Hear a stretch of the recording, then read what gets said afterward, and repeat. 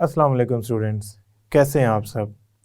आज का हमारा टॉपिक है graphical representation of Boyle's law. जो आज का हमारा टॉपिक है वो एक्चुअली बॉयल्स लॉ की ग्राफिकल रिप्रेजेंटेशन है, जिसमें हम प्रेशर वॉल्यूम के डिफरेंट ग्राफ्स को डिस्कस करेंगे। ग्राफिकल रिप्रेजेंटेशन पढ़ने से पहले हम बॉयल्स लॉ का एक बेसिक इंट्रोडक्शन दोबारा डिस्कस कर लेते हैं। बॉयल्स लॉ के मुताबिक जो प्रेशर एंड वॉल्यूम है ये एक दूसरे के इन्वर्सली प्रोपोर्शनल हैं, यानी कि अगर आप प्रेशर इंक्रीज करेंगे तो वॉल्यूम डिक्रीज हो जाएगा, और अगर आप प्रेशर डिक्रीज करते हैं यानी कि प्रेशर रिलीज कर देते हैं, कम कर देते हैं, तो उससे वॉल्यूम इंक्रीज हो जाता है। वॉल्यूम ऑफ गैसेस इसलिए इंक्रीज हो जाता है क्योंकि जो उनके दरमियान स्पेसिस हैं वो बढ़ जाती हैं, और प्रेशर लगाने पे वो स्पेसिस कम हो जाती हैं।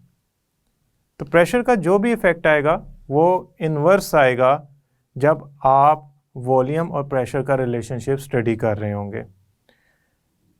हम graphical representation of Boyle's law में दो चीज़ों को कांस्टेंट मेंटेन किए रखते हैं, और फिर उनके बाद हम इनके ग्राफ ड्रा करते हैं दो वेरिएबल्स के दरमियान प्रेशर एंड वॉल्यूम के। वो दो चीज़ें जो हम इनको कांस्टेंट मेंटेन किए रखते हैं वो है temperature and amount of gas. याद रखिएगा, अगर आप टेम्परेचर या अमाउंट ऑफ गैस को चेंज करेंगे तो ग्राफ की पोजीशन चेंज हो जाएगी। बॉयल्स लॉ की ग्राफिकल रिप्रेजेंटेशन पढ़ने से पहले हम कुछ इंपॉर्टेंट पॉइंट्स को डिस्कस करते हैं। याद रखिएगा, जब ग्राफ बनाया जाता है तो वह एक्स और वाई एक्सिस के दरमियान ड्रा किया जाता है डिफरेंट वैल्यूज़ को लेकर।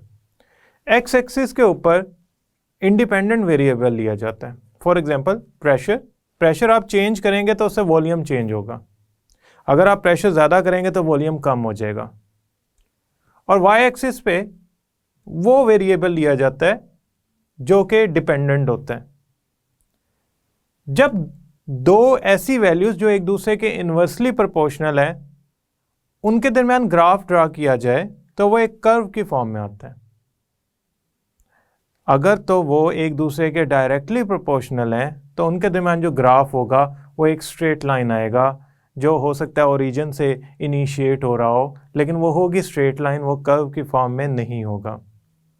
तो इन्वर्सली प्रोपोर्शनल रिलेशनशिप अगर दो वेरिएबल्स के दरमियान है तो it should be a curve, और अगर तो वो डायरेक्टली प्रोपोर्शनल है तो वो एक स्ट्रेट लाइन जनरेट करेंगे, जैसा कि आपको ये दो डिफरेंट ग्राफ्स में दिखाया गया है। बॉयल्स लॉ के ग्राफ बनाने से पहले हम उसकी एक कंडीशन सेटिस्फाई कर देते हैं कि हम टेम्परेचर को नहीं चेंज करेंगे ड्यूरिंग द एक्सपेरिमेंट्स। जो वैल्यूज़ आएंगे उस दौरान टेम्परेचर मेंटेन रखेंगे, और जो गैस की अमाउंट है या मोल्स हैं उसको भी मेंटेन किए रखेंगे। सबसे पहला ग्राफ बॉयल्स लॉ में है प्रेशर और वॉल्यूम के दरमियान। हम एक्स एक्सिस पे प्रेशर की वैल्यूज़ लेते हैं और वाई एक्सिस पे वॉल्यूम की वैल्यूज़ लेते हैं। आपको याद होगा कि जब हम प्रेशर और वॉल्यूम की प्रोडक्ट की बात कर रहे थे तो हमने वहाँ पे प्रेशर की P1, P2, P3 तीन डिफरेंट वैल्यूज़ ली थी, 2 atm, 4 atm and 6 atm। P1 के अगेंस्ट जो वॉल्यूम V1 बनता था वो था 1 dm³। P2 के अगेंस्ट जो वॉल्यूम बनता था वो बनता था हाफ dm³, 1/2। और P3 के अगेंस्ट जो वॉल्यूम बनता था वो बनता था 1/3 dm³। अगर मैं इन वैल्यूज़ को ग्राफ के लिए पॉइंट आउट करूं और फिर उन पॉइंट्स को मिलाऊं तो मेरे पास एक कर्व जनरेट होता है। तो जब मैं प्रेशर और वॉल्यूम में डिफरेंट वैल्यूज़ को लेते हुए ग्राफ ड्रा करता हूं तो वो एक कर्व की फॉर्म में आता है। इस पूरे कर्व में टेम्परेचर को मैंने चेंज नहीं किया। अगर मैंने टेम्परेचर 0 डिग्री मेंटेन किया हुआ था तो इस पूरे कर्व की हर वैल्यू 0 डिग्री पे ही ली गई है। उस दौरान सिर्फ जो चेंज हुई हैं वेरिएबल्स वो प्रेशर या वॉल्यूम हुए हैं। ये जो 0 डिग्री पे कर्व आया है इसको हम आइसोथर्म कहते हैं, और इसका कर्व आना इस बात की निशानी है कि ये एक दूसरे के इन्वर्सली प्रोपोर्शनल है। आइसोथर्म इस कर्व को इसलिए कहते हैं क्योंकि ये एक कांस्टेंट टेम्परेचर पे बनाया गया है। वैसे भी आइसो का मतलब होता है सेम, थर्म का मतलब होता है हीट। तो आइसोथर्म एक ऐसा कर्व होगा जो सेम हीट या सेम टेम्परेचर पे ड्रा किया जाएगा।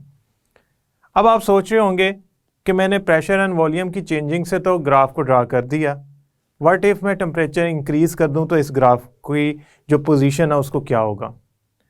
आप जानते हैं कि जब हम टेम्परेचर इंक्रीज करते हैं तो उससे काइनेटिक एनर्जी ऑफ मॉलिक्यूल्स बढ़ जाती है और वो गैस का वॉल्यूम उस वजह से इंक्रीज कर जाता है। तो अगर मैं 0 डिग्री की बजाय जो पहले आइसोथर्म बनाया हुआ था मैं 25 डिग्री पे यही आइसोथर्म ड्रा करना चाहता हूँ। 25 डिग्री पे जो P1 V1, P2 V2 और P3 V3 की जो वैल्यूज ड्रा की जाएंगी जो चेंज हो जाएंगी क्योंकि मैंने टेम्परेचर चेंज कर दिया है, तो उसकी वजह से जो कर्व आएगा वो एक्सिस से अवे बनेगा। आप टेम्परेचर 60 डिग्री कर दें, थर्ड कर्व बनेगा वो और अवे होता जाएगा। आप कहते हैं कि हम 0 डिग्री से अगर टेम्परेचर कम करेंगे तो क्या तब भी कर्व जो है वो एक्सिस से दूर जाएगा। असल में टेम्परेचर कम करने से वॉल्यूम डिक्रीज होगा, तो ये कर्व जो होगा आपका एक्सिस के करीब आ जाएगा। तो ये अभी फॉर अ टाइम बिंग अगर हम सिर्फ 2 कर्व्स को डिस्कस करें तो जो 0 डिग्री पे आइसोथर्म बना हुआ था उससे दूर बनेगा 25 डिग्री पे आइसोथर्म टेम्परेचर इंक्रीज करने की वजह से, लेकिन वो कर्व रहेगा, इसमें कोई शक नहीं कि वो स्ट्रेट लाइन में कन्वर्ट नहीं होगा क्योंकि स्टिल हम जिन 2 वेरिएबल्स को कंपेयर कर रहे हैं, ड्रॉ कर रहे हैं, वो इन्वर्सली प्रोपोर्शनल हैं।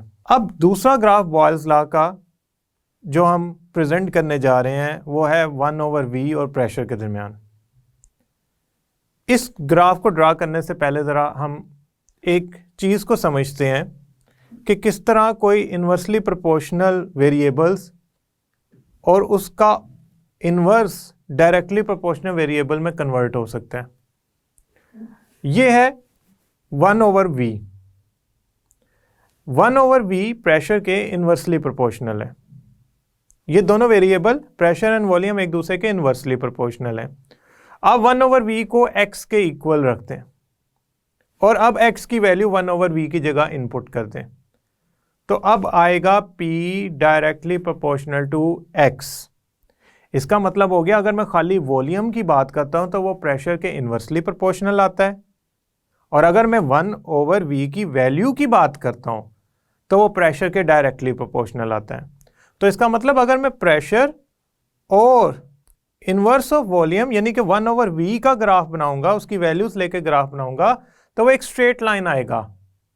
फॉर एग्जांपल हम x एक्सिस पे लेते हैं 1/v और y एक्सिस पे लेते हैं प्रेशर ATM के अंदर। अब 1/v के जो यूनिट होंगे वो 1/dm³ होंगे। जब हम डिफरेंट वैल्यूज को प्लॉट करेंगे तो हमारे पास ये ब्लू कलर की एक स्ट्रेट लाइन जनरेट होगी। अपेरेंटली ये स्ट्रेट लाइन 0 या ओरिजिन या एक्सिस का जो क्रॉसिंग है उसके साथ टच कर रही है। आखिर ऐसी क्या वजह है? देखें 1/v में अगर वॉल्यूम की वैल्यू हो 100 तो आपका आंसर आता है 0.01। अगर वॉल्यूम की वैल्यू में इन्फिनिट के करीब ले जाऊं, यानी कि प्रेशर अगर मैं 0 करूंगा तो वॉल्यूम बहुत ज़्यादा एक्सपेंड कर जाएगा, बहुत बड़ी वैल्यू देगा। तो उससे होगा क्या कि v की जगह अगर मैं बहुत बड़ी वैल्यू लिखता हूं तो मेरा आंसर 1/v का 0 के करीब आ जाता है। इन दैट केस 1/v में v की वैल्यू का इंक्रीज हो जाने की वजह से जो वैल्यू है उसकी वो 0 के करीब जा रही है। प्रेशर तो खुद मैं 0 अज्यूम कर रहा हूं, तो इन बोथ केसेस दोनों की वैल्यू 0 पे आती हैं या एक्सिस के करीब चली जाती हैं, वहां से इनिशिएट हो रही है हमारी लाइन। ये line straight line T1 temperature की है 0 डिग्री की। अगर मैं टेम्परेचर बढ़ा देता हूं तो ये लाइन एक्स एक्सिस से दूर चली जाती है। उसकी वजह कि जब मैं टेम्परेचर बढ़ाता हूं तो वॉल्यूम की वैल्यू इंक्रीज कर जाती है, जिसकी वजह से 1/v की वैल्यू डिक्रीज कर जाएगी क्योंकि वॉल्यूम और 1/v एक इन्वर्स है। तो जब वॉल्यूम की वैल्यू इंक्रीज की, अगर वॉल्यूम की वैल्यू मैं 10 लेता हूं तो 1/v की वैल्यू आएगी 0.1। अगर वॉल्यूम की वैल्यू 100 लेता हूं तो 1/v की वैल्यू आएगी 0.01। तो जैसे जैसे मैं v की वैल्यू बढ़ाता जा रहा हूं 1/v की वैल्यू कम होती जा रही है। तो जब आप टेम्परेचर बढ़ाएंगे तो 1/v की वैल्यू कम होती जाएगी, तो ग्राफ एक्स एक्सिस से अवे शिफ्ट करता जाएगा due to smaller values of 1/v।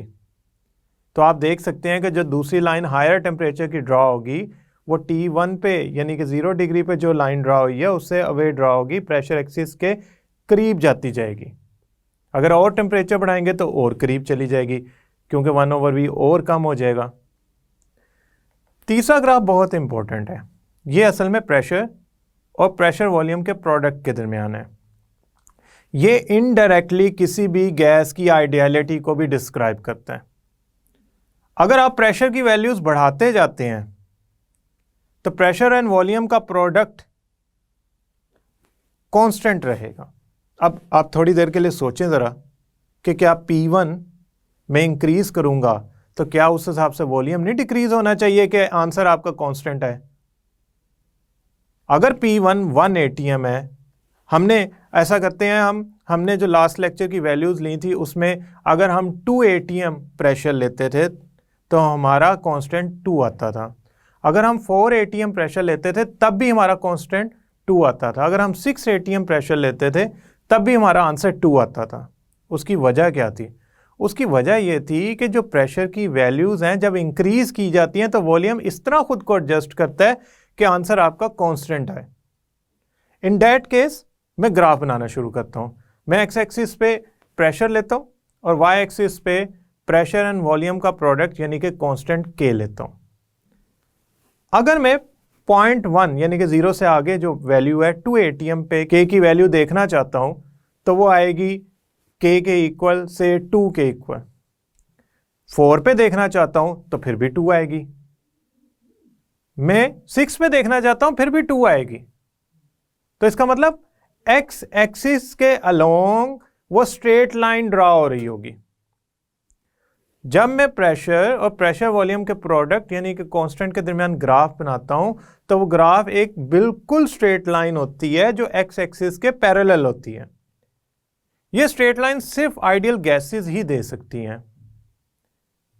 असल में रियल गैसेस का जो प्रोडक्ट है प्रेशर एंड वॉल्यूम का वो एग्जैक्टली के इक्वल नहीं आ पाता। जैसे जैसे आप प्रेशर बढ़ाते जाते हैं प्रेशर एंड वॉल्यूम का प्रोडक्ट की वैल्यू डेविएट करना शुरू कर देती है।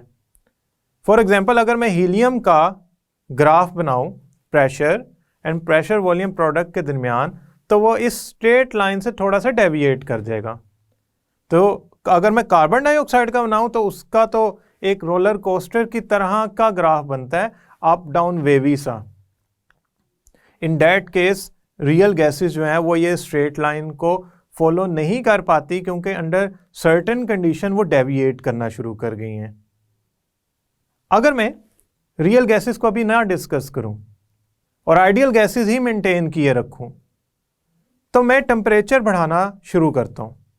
अगर ये मेरी पहली वाली ब्लू लाइन जो है ये बनी है 0 डिग्री पे प्रेशर और प्रेशर वॉल्यूम के दरमियान, तो मैं ऐसा करता हूं, मैं टेम्परेचर बढ़ा देता हूं 25 डिग्री पे।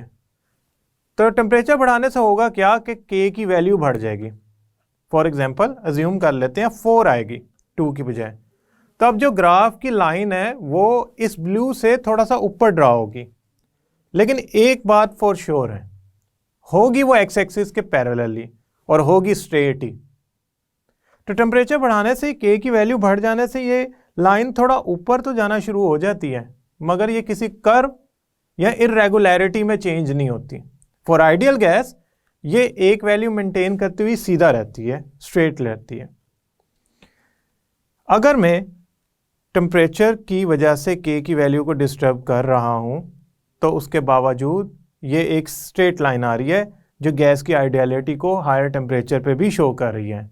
लेकिन रियल गैसेस की जो इंटरमॉलिक्यूलर फोर्सेस हैं वो टेम्परेचर की वजह से यहाँ कम करने से बढ़ जाती हैं, ज़्यादा करने से कम हो जाती हैं, लिहाजा उनके ग्राफ में ज़रूर डिस्टर्बेंस पैदा होगी।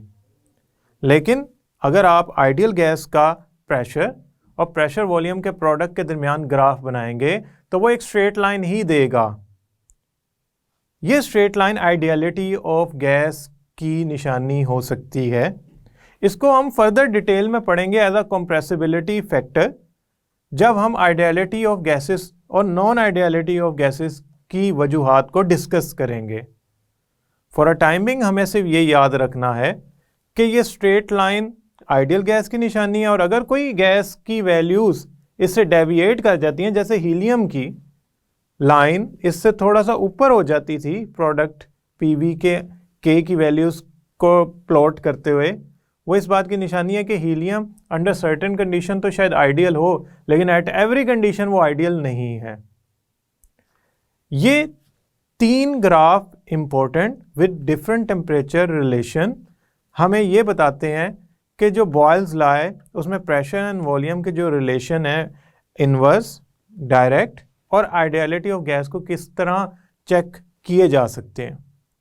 हमारे सामने एक बात जो हमें समझने की ज़रूरत है वो ये है कि ideality of gas straight line generate करती है, और प्रेशर एंड वॉल्यूम का कर्व इसलिए बनता है क्योंकि वो एक दूसरे के इन्वर्सली प्रोपोर्शनल है, और प्रेशर और 1/v की स्ट्रेट लाइन इसलिए आती है क्योंकि वो एक दूसरे के डायरेक्टली प्रोपोर्शनल है। और कर्व की पोजीशन चेंज हो जाएगी अगर आप अमाउंट ऑफ गैस या टेम्परेचर को चेंज करेंगे। स्टूडेंट्स याद रखिएगा, ये एक पूरा लॉन्ग क्वेश्चन है, इसमें बहुत इंपॉर्टेंट शॉर्ट क्वेश्चन है आइसोथर्म क्या होता है। आइसोथर्म उस कर्व को कहते हैं जो प्रेशर एंड वॉल्यूम के दरमियान ग्राफ जब ड्रा किया जाता है, जो कर्व एक कांस्टेंट टेम्परेचर पे ऑब्टेन हुआ था वो आइसोथर्म कहलाता है। आइसोथर्म की पोजीशन टेम्परेचर से चेंज कर सकते हैं, एक्सिस से अवे कर सकते हैं टेम्परेचर बढ़ाने पे। इस पूरे टॉपिक में बिल्कुल ग्राफ की जो अपीयरेंस है वो हरगिज़ आपने चेंज नहीं करनी। अगर कोई चीज़ कर्व है तो उसे कर्व ड्रा करना है, और कोई स्ट्रेट है तो उसे प्रॉपर स्ट्रेट ड्रा करना है, और अगर कोई एक्सिस से अवे जा रही है टेम्परेचर बढ़ाने पे तो उसको आपने किसी दूसरे एक्सिस के करीब नहीं कर देना। जिस तरह आपकी प्रेशर 1/v में जो लाइन थी वो प्रेशर के करीब जाती थी, प्रेशर एक्सिस के करीब जाती थी, तो आपने उसको एग्जैक्टली उसी तरह ड्रा करना है, क्योंकि एक्सपेरिमेंटली जो वैल्यूज़ आती हैं वो यही रिलेशनशिप्स शो करती हैं, यही ग्राफ प्लॉट करवाती हैं। मुझे उम्मीद है ये टॉपिक आपको समझ आया होगा। ग्राफ की प्रैक्टिस ज़रूर कीजिएगा। बोर्ड में अगर ये लॉन्ग क्वेश्चन आता है तो कोशिश कीजिएगा कि आप इसको एक्यूरेटली ड्रा कर सकें, उसके लिए प्रैक्टिस की ज़रूरत है। नेक्स्ट लेक्चर तक के लिए अल्लाह हाफिज़।